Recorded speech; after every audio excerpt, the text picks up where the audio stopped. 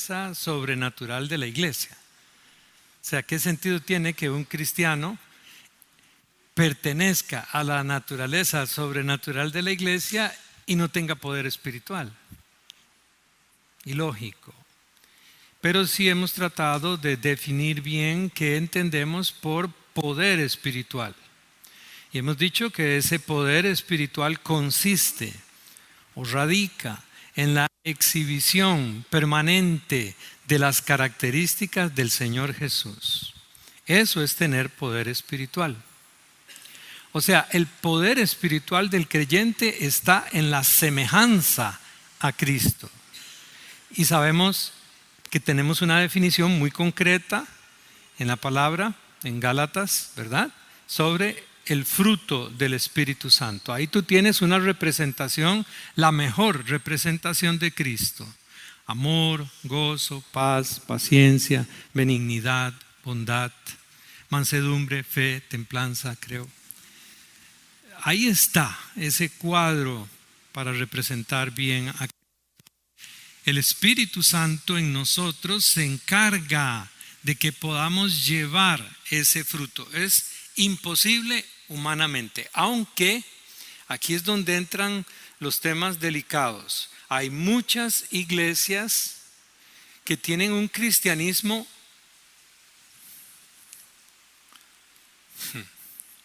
falso, un cristianismo de mentiras. Pero Dios tiene control y se encarga siempre de a aquellos que quieren conocer la verdad, pues entender, estoy fingiendo ser cristiano. Realmente estoy fingiendo. Entonces, Dios tiene el control, siempre va a estar tratando Dios de disciplinarnos, de hacernos entender bien en qué consiste el poder del cristiano. Vamos a ver. Ahí están las lecciones anteriores. Hoy yo quiero otra vez marcha atrás para rellenar algunas cosas que son muy delicadas.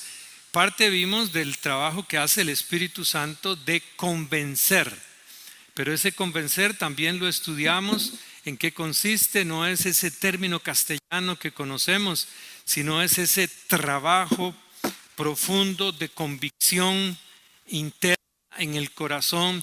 Yo realmente reconozco la autoridad del Señor Jesucristo sobre mí, o sigue el yo tomando decisiones. Yo hago esto, yo quiero esto. Ese yo se ha metido siempre en la iglesia, porque es un trabajo muy fácil para el diablo, para distorsionar. Y ahí es donde viene. Tú no puedes decir que tienes amor agape, que fue el que estudiamos en un momento dado, y me gustaría buscar esa definición. Sí, aquí está a mano, qué dicha. Escucha, porque es lo primero que nombra el fruto del Espíritu. Y yo sé que ahora posiblemente todos diríamos, sí, yo amo así, pero ok, escuchemos cómo se trabajó esa definición en el cristianismo primitivo, con el que todo esto empezó. Agape es una palabra cristiana. Quiere decir una benevolencia sin límites. Quiere decir que no importa lo que una persona nos pueda hacer por medio de insultos, ofensas o humillaciones, nosotros nunca procuraremos sino lo mejor para ella. Describe el esfuerzo deliberado que solamente podemos hacer con la ayuda de Dios, de no buscar nada más que lo mejor hasta para los que procuran hacernos todo el daño que pueden. Es completamente imposible para un ser humano común y corriente amar de esa manera. De hecho, muchos de los conflictos, inclusive internos en la iglesia, es porque no hay agape. Me hizo esto, no me saludó, no me abrazó, no me ayudó, no, y pleitos.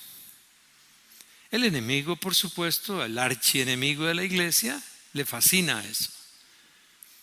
Por eso estamos trabajando, porque sí, la iglesia de Cristo tiene poder, claro, y es para cada uno de nosotros que participemos de esa naturaleza sobrenatural. Pero si no estamos, ¿qué? Comiendo la carne y bebiendo la sangre de Cristo, no permanecemos en Él. Ese versículo lo hemos estudiado, estoy tratando de llegar a un punto. Repito, otra vez, regresando para rellenar espacios. Es ese famoso pasaje de San Juan 6:56, lo hemos visto. El que come mi carne y bebe mi sangre, en mí permanece y yo en él. Dicho mucho antes de la Santa Cena, no se debe confundir con la Santa Cena. Desde ahí el Señor está profetizando una forma metafórica de hablar del sacrificio que Él va a dar por cada uno de nosotros. Y ahí es donde empiezan las cosas. Dime, ¿tú has tenido tu experiencia personal de ver a Cristo muriendo por ti? La mejor defensa del cristianismo, y dicho sea de paso, que hoy necesitamos, es un cristiano verdadero. No hay mejor defensa, no hay mejor apologética que un cristiano que ha tenido esa experiencia de ver a Cristo muriendo por él, por sus maldades. Esa persona es transformada con una vida entregada a Cristo por agradecimiento. Murió por mí. No es que lo cantemos, no es que sintamos algo así, no es místico tampoco. El Señor se encargó en su palabra y con la ayuda del Espíritu Santo de que tengamos esa experiencia. Es más, Él quiere que todos los días tengamos ese acercamiento espiritual. ¿Sabe qué es lo que nos pasa? Que nos distraemos mucho con muchas cosas, le damos mucha importancia a muchas cosas de este mundo, cuando lo que realmente se necesita es puestos los ojos en Jesús, el autor y consumador de nuestra fe. Pon los ojos en Él.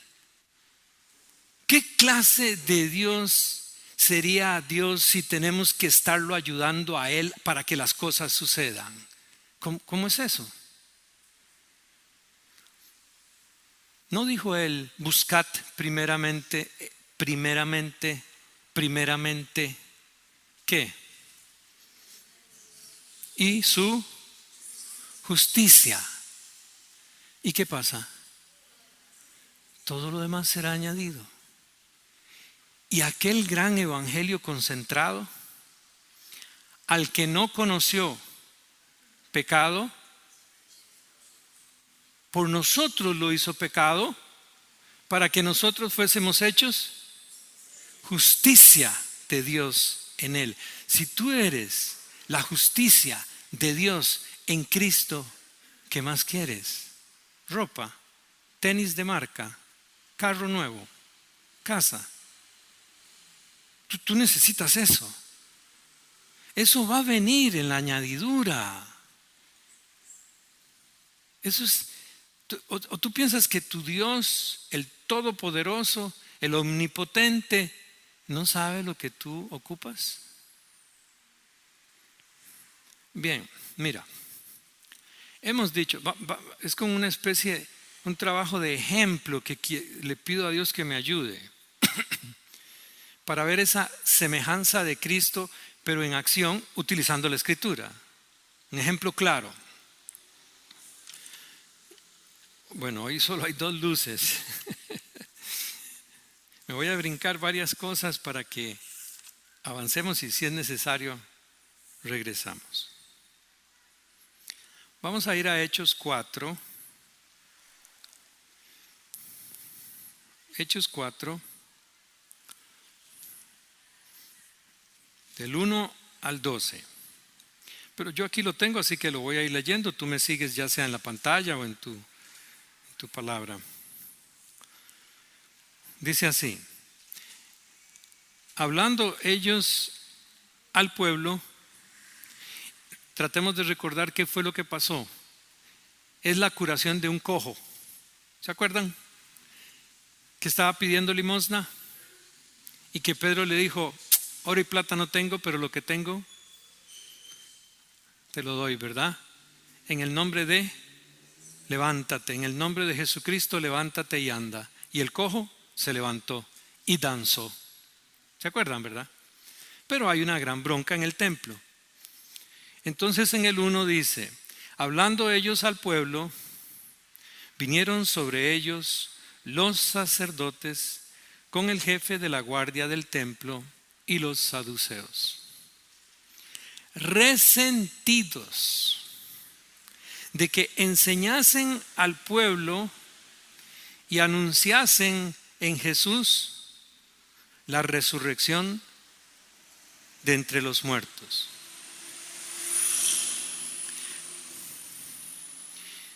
Hace poquito un señor muy mayor, cristiano, me preguntó que si yo creo que hay vida después de esta vida. Y es cristiano, y es mayor, tiene 80 y resto. Entonces yo no entiendo. Pero no creas tú que él es algo fuera de serie. No. Tú te vas a topar con muchos ahí en el mercado de Atenas, en el Goyo, en Maxipalí, cristianos, pero viven como si nunca hubiese un final, una resurrección y un juicio. Después los atrapa el tiempo y no están seguros si habrá o no habrá vida después de esta. Es un trabajo continuo que tenemos que estar haciendo, refrescando constantemente los conocimientos que tenemos. Hay cosas que son complicadas y hay que dejárselas a los expertos, ¿verdad? Los que estudian el idioma, los que estudian la arqueología cristiana, bíblica, hay ahora arqueología bíblica en las universidades. Sí, hay expertos para todo eso. Pero los conocimientos esenciales, básicos de Cristo, de su doctrina, son para cada uno de nosotros. Son básicos. Yo no voy a morir. ¿Tú? ¿Cómo no va a morir? Sí, el que en mí cree, aunque muera, vivirá. ¿Lo tienes presente cuando sales a la calle a comprar tomates? Bueno, ellos están resentidos. En el 3 dice: y les echaron mano y los pusieron en la cárcel hasta el día siguiente, porque era ya tarde. Pero muchos de los que habían oído la palabra, ¿qué pasó? Creyeron. Vimos algo de eso, cómo la palabra trabaja, cómo produce aquella compungión, se dirá.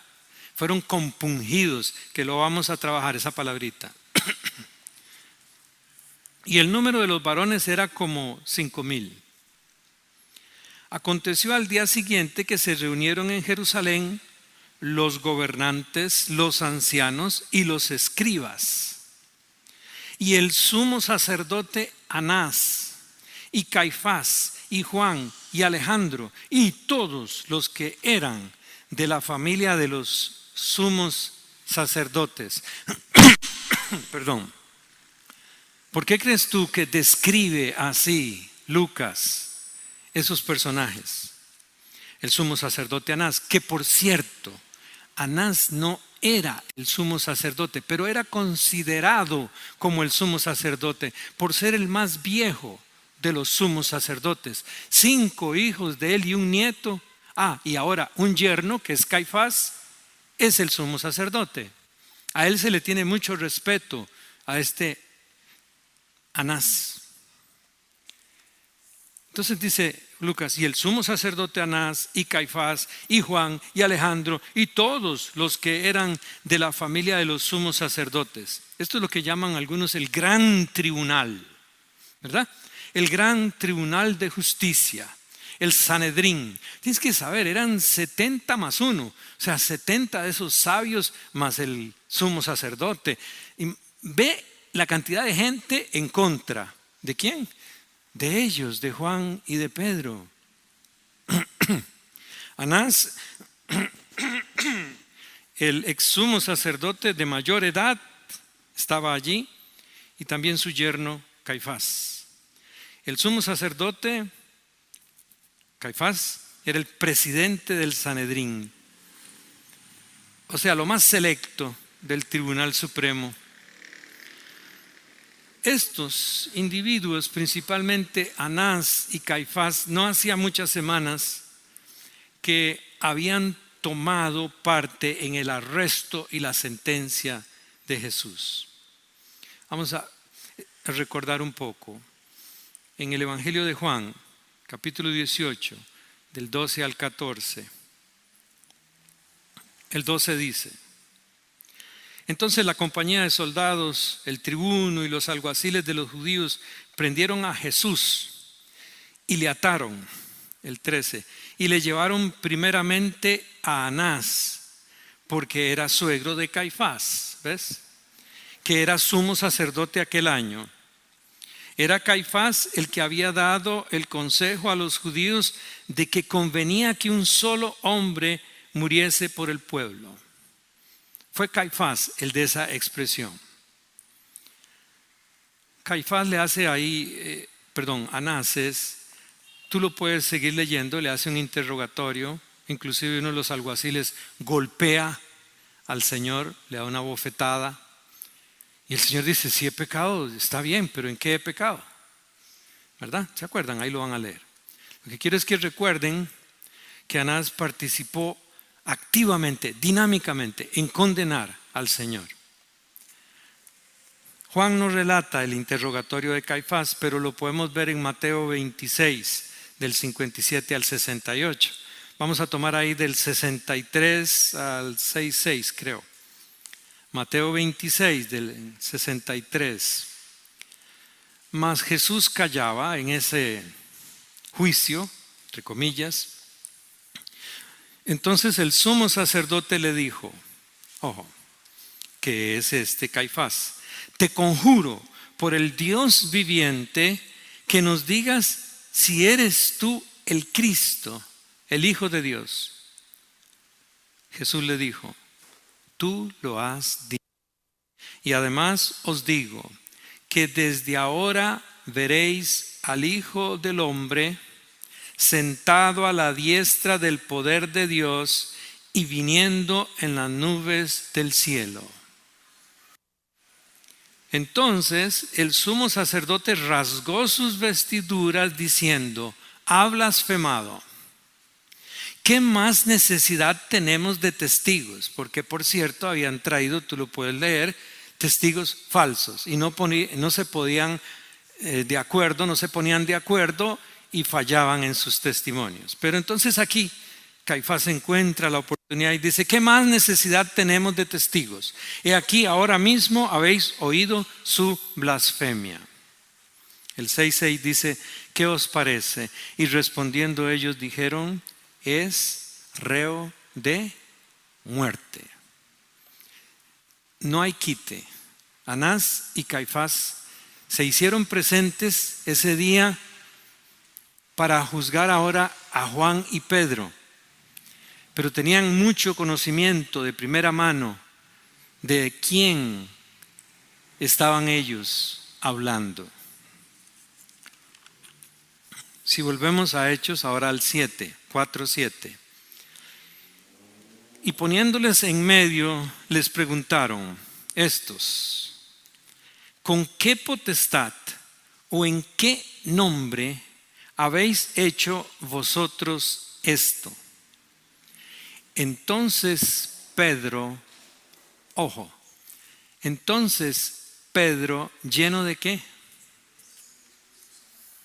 Lleno del Espíritu Santo. Habíamos dicho, muy claro hemos dicho, este es el cuerpo. Este cuerpo tiene un alma, es el Espíritu Santo, y una cabeza, Cristo. Y es para todos nosotros. Lo que tenemos que hacer es permanecer en ese ejercicio, algunos lo llaman así, ejercicio espiritual, estar totalmente arrepentidos, o sea, cambiamos nuestra forma de pensar y por ende de actuar. Estamos ahora convertidos, o sea, nuestro propósito en todo lo que hagamos es agradar a Dios siempre. Cuando lo ocupes, en el momento menos esperado, vendrá la llenura del Espíritu Santo. No para que pegues gritos o hagas cosas raras. Observa. Entonces Pedro, lleno del Espíritu Santo, les dijo: gobernantes del pueblo y ancianos de Israel. Le está hablando a la crema innata, dicen, ¿verdad?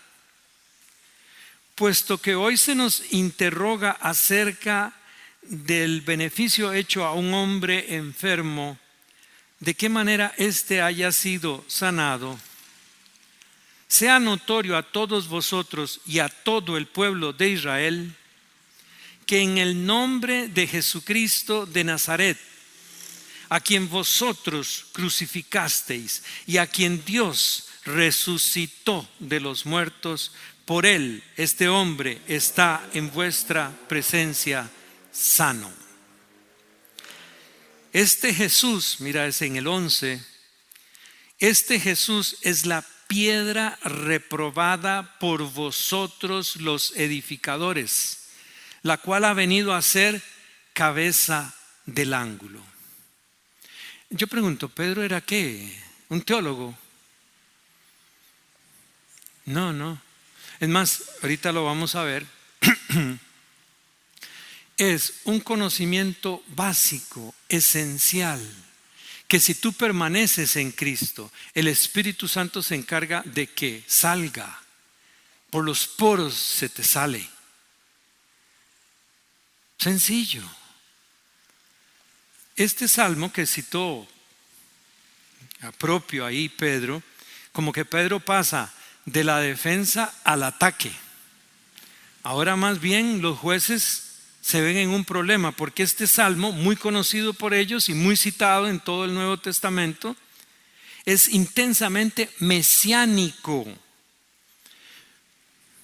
La piedra que desecharon los edificadores ha venido a ser cabeza del ángulo. El propio Señor Jesús lo usó, se aplicó en aquella parábola de la viña, en Marcos 12:10, tú lo puedes ver, del 6 al 12.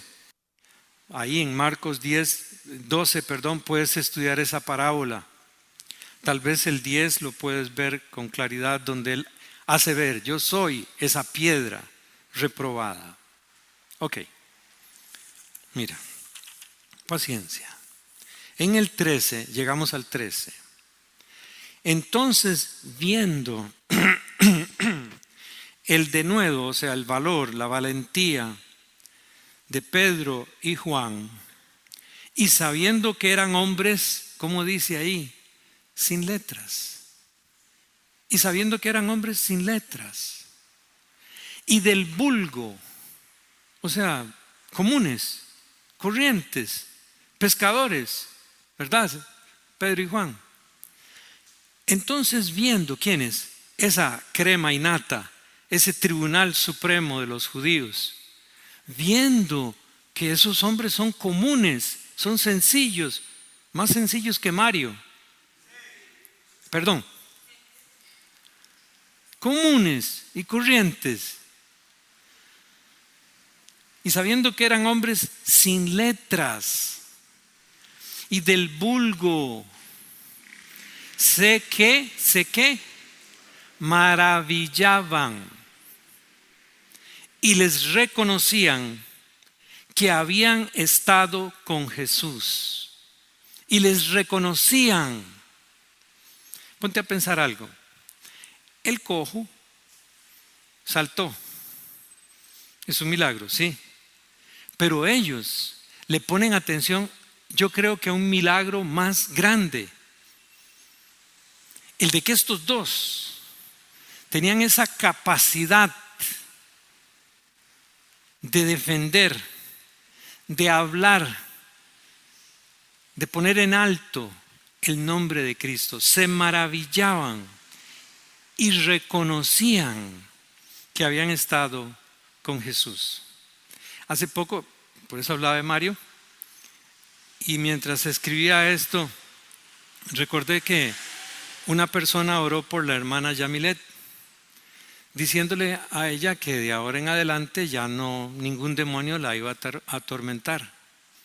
O sea que Yamilet tiene que haber nacido ese día, supongo. Antes no. Vea, estamos teniendo una crisis de un evangelismo que nada que ver, absolutamente falso. Yo quiero que tú veas esa semejanza de Cristo en Pedro y Juan en ese momento que se necesita, obvio. Es una situación difícil. Caifás, Anás habían sentenciado, fueron los que se encargaron de entregar a Jesús a la muerte. Pero eran gente muy preparada, escuelas rabínicas de esas extremas. Pedro y Juan, ¿qué? Habían asistido a esas escuelas, pertenecieron, estuvieron a los pies de algún maestro aprendiendo. No, entonces ¿cómo les viene ese conocimiento? Por permanecer en Jesús. Yo sé que este es un tema complicado, vamos a trabajar otro poquito más. Hay muchos, óyeme este término, bibliolatras.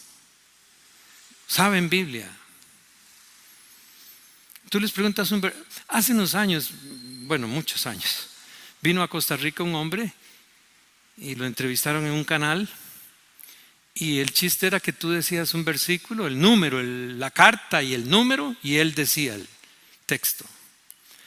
Era jupón, por cierto, con mucho pelo. Yo lo vi en televisión. Y tú le preguntabas cualquier cosa de la escritura y él hasta decía el número de página según la edición bíblica. Eso no es permanecer en Cristo. Eso es saber Biblia. Es importante hacer esto para lo que vamos a trabajar, porque hay mucho arrepentimiento falso también. Es un puro intelectualismo. Es un puro decir sí mental, pero no hay convicción de espíritu. Y yo sigo viviendo como yo quiero y cito la Biblia como quiero también. Pues a ver, si yo creo que sabes que el diablo es el que sabe citar la Biblia también, ¿no? La sabe citar. Pero mira aquí, estos que tienen mucho conocimiento se admiran, se maravillan de que Pedro y Juan, hombres sin letras y del vulgo, podían manejar, podían tener una discusión, llámala teológica si quieres, profunda con ellos. Tú tienes lo mismo. Yo no quiero que te llenes de Biblia. Llénate del Espíritu Santo. Busca al Señor en oración. Cuando vienes a la iglesia, recuerda, no, esto es un edificio. Tú eres la iglesia. Tú eres el cuerpo de Cristo. Y el Espíritu Santo está en ti. Yo no estoy diciendo que no estudies la Escritura. No. Es que te asegures si a través de tu arrepentimiento y de tu conversión tienes el Espíritu Santo, capaz de traerte a ti lo que sea necesario en el momento preciso. Tú tienes el Espíritu Santo. Y el Espíritu Santo te estará atrayendo, obvio, como dice Mario, a la Escritura. ¿Cómo era posible que hombres comunes como estos, sin preparación, sostuvieran tan hábilmente una polémica teológica con miembros del Tribunal Supremo? ¿Cómo era posible? De Jesús también se maravillaban así. Busca Juan 7 y leamos del 14 al 17.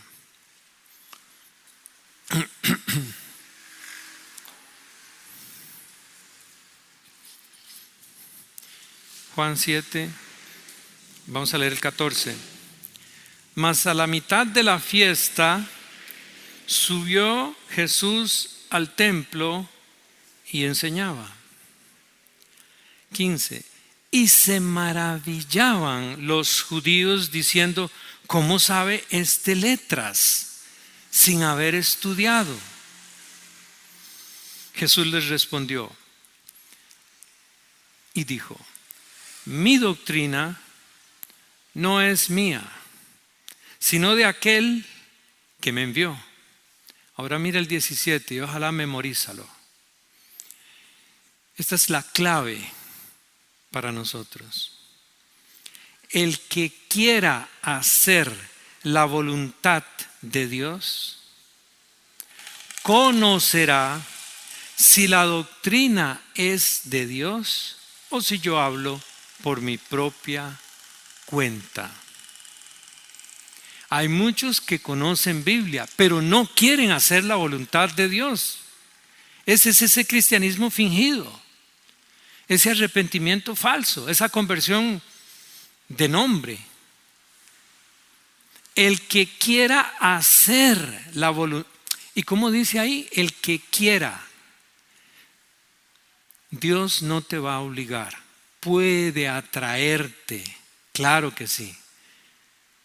Pero Él espera que tú quieras hacer su voluntad. El que quiera hacer la voluntad de Dios conocerá si la doctrina es de Dios. Hay mucho engaño, hay mucha mentira, pero te voy a decir, si te engañan es porque tú quieres que te engañen. Porque con solo querer hacer la voluntad de Dios, ¿esta es la voluntad de Dios? Con solo eso. Sí, yo estoy dispuesto, yo quiero hacer la voluntad de Dios, yo quiero venir al templo a estar alabando, adorando, yo quiero, a mí nadie me obliga, yo quiero. Con solo eso usted se va a dar cuenta, Dios lo va a guiar. Aquellos que tienen un compromiso, ojo, fundamental a hacer la voluntad de Dios.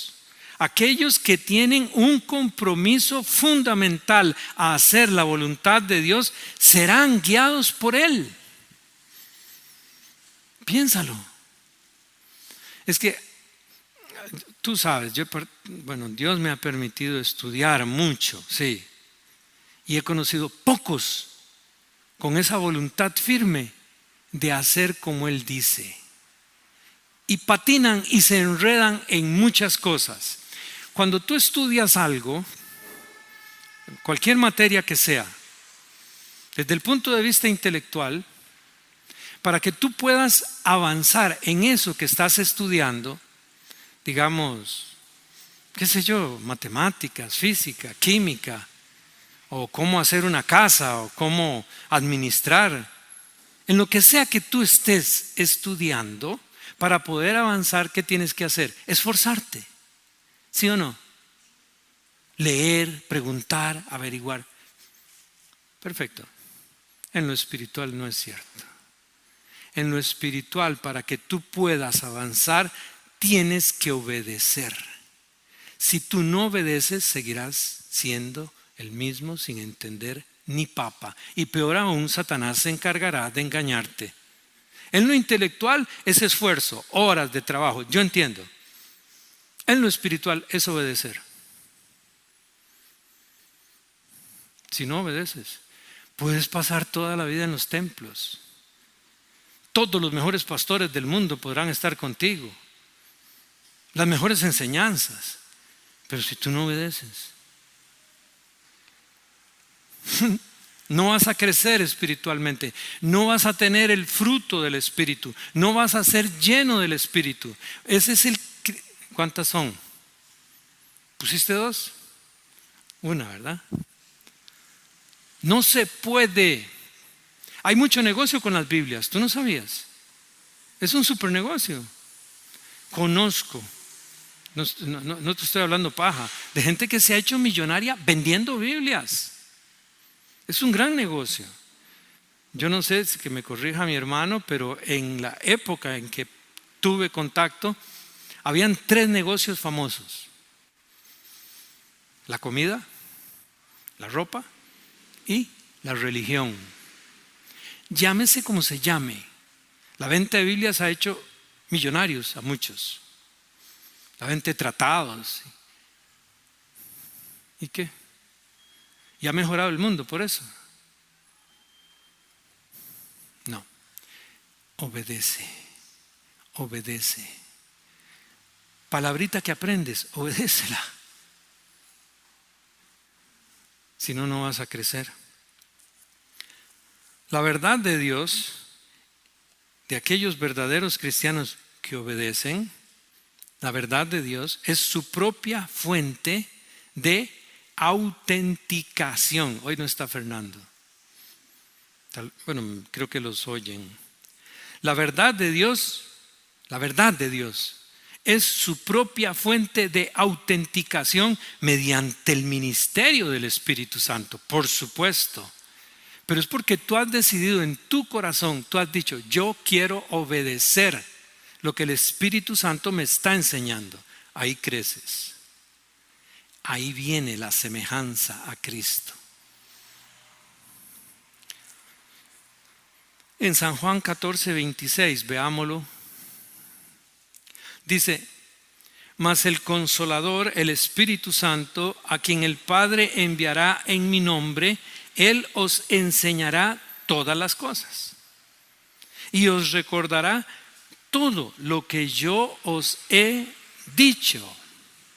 Ese es el ministerio del Espíritu Santo. ¿Es para todos? ¿Para todos los creyentes? No. ¿Para cuáles? Para los que obedecen. Ahí el pecado de presunción hoy es enorme. Yo creo que todo lo que diga la Biblia me lo puedo adjudicar. No es cierto. Es únicamente para los que obedecen. Es únicamente para en los cuales se ve la semejanza de Cristo. Es para aquellos que se han arrepentido, cambiaron su forma de pensar y se convirtieron, o sea, se entregaron por completo a Dios. Hoy hasta en los programas esos de farándula dicen: Dios lo bendiga. Mira primera de Juan 2, 20 y 21. Ya vamos a descansar.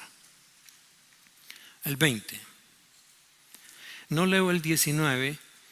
Ahorita lo vemos si da chance. Pero mira primera de Juan 2, 20.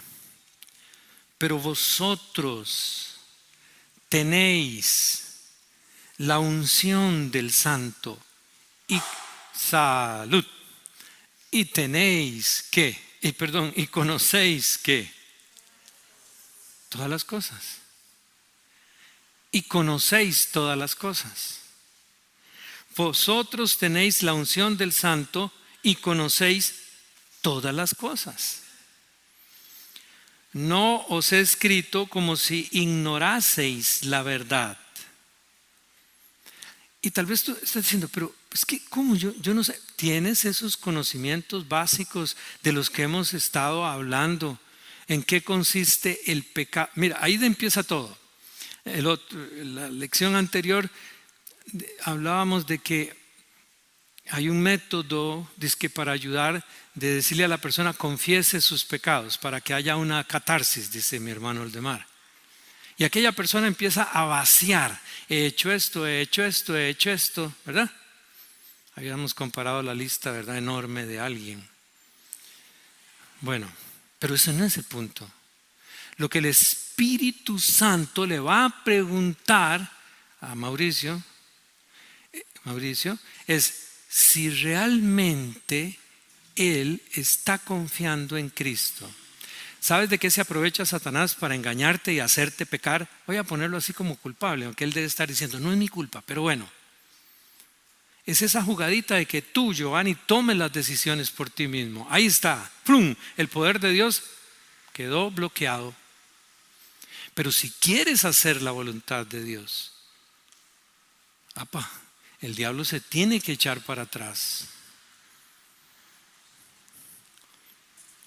Y entonces sí te puedes aplicar esto.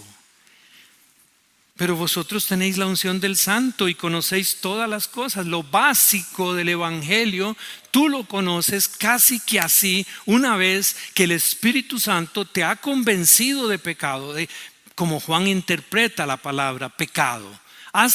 Sí, yo he estado errando en el blanco. He estado haciendo las cosas como a mí me parecen, ignorando la supremacía de Cristo Jesús. Yo no lo he puesto a Él en el trono que Él se merece en mi corazón. Compro la camisa que a mí me da la gana comprarme. Gasto el dinero como yo quiera gastarlo. A mí que me importa la iglesia. Hago como yo quiero, pero Cristo es el Señor. Entonces,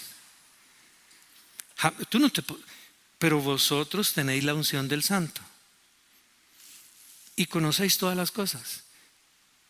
Si tú le has entregado la vida, realmente la vida a Cristo, si tú realmente tienes un compromiso fundamental a hacer la voluntad de Dios, serás guiado por Dios. Serás guiado por Dios. No tengas miedo absolutamente de nada ni de nadie si has decidido en tu corazón hacer la voluntad de Dios. Ni tu patrón, ni la situación económica o política o militar. Tú eres hijo de Dios. No hay de qué temer. Él te va a guiar. Pase lo que pase. Pero mantén tú esa decisión de tu voluntad de ser semejante a Cristo, de permanecer en Él, de estar comiendo su carne, bebiendo su sangre todos los días. Dice no terminé el 21, dice 1 Juan 2:21, no os he escrito como si ignoraseis la verdad, sino porque la conocéis. ¿Quién es la verdad? Cristo Jesús. Y porque ninguna mentira procede de la verdad. Esos a los que Cash Luna engaña, ¿me va a perdonar? No conocen a Cristo. Pero ¿cómo, hermano? ¿Cómo se le ocurre decir eso? Juguémosla. ¿Cómo? Espérese a que Dios, que habla a través de las circunstancias, te ponga en una situación donde tiene que aflorar en ti esa semejanza dinámica de Cristo. Y usted verá a muchos buscando una iglesia donde ir. Pero si tú estás echando raíces por medio de la obediencia a la palabra de Dios, la permanencia, esa brillantez, esa luz, vosotros sois la luz del mundo. Yo también, pero yo hago lo que yo quiero. Por favor. Los cristianos verdaderos tienen un detector de mentiras incorporado y con su ayuda perseveran en la verdad. Por favor, los cristianos verdaderos tienen un detector de mentiras incorporado y con su ayuda perseveran en la verdad. Lástima que no están mis hijos, está mi esposita. El primer día que conocí a Cash Luna, salí de la iglesia. Salí y fue en un templo bíblico, el de San José, el que ya no existe.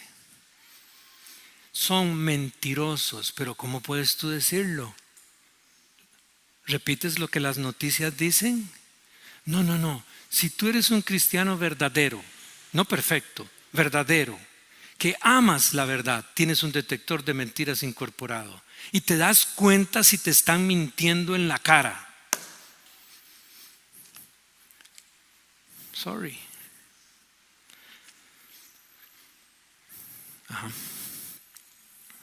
Yo había puesto unas notas al final por algo que me inspiró Olde en una reflexión.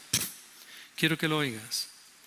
La membresía externa no es prueba de la unión interna. La membresía externa no es prueba de la unión interna. Las iglesias se llenan, pocos están unidos, pocos el Espíritu Santo une. Las cosas esenciales de la fe, son posesión de cada cristiano verdadero. El objetivo de Juan al escribir no era comunicar un conocimiento nuevo. Cuando Juan escribió esta primera de Juan, no era dar un conocimiento nuevo, sino sacar a un uso activo y decisivo el conocimiento que ya tenían sus lectores. Sacarlo. La más grande defensa cristiana consiste sencillamente en recordar lo que ya sabemos. Si lo estamos obedeciendo, el Espíritu Santo te lo va a recordar. Lo que nos hace falta no es una nueva verdad, sino que la verdad que ya conocemos se convierta en activa y efectiva en nuestra vida. Cuando te levantas, ¿qué es lo primero que haces? Obedece. Padre nuestro que estás en los cielos, hágase tu voluntad. Obedece. Y vive sin temor de nada ni de nadie, porque Cristo te va a proteger siempre. Buenas noches y Dios los bendiga. Muchas gracias.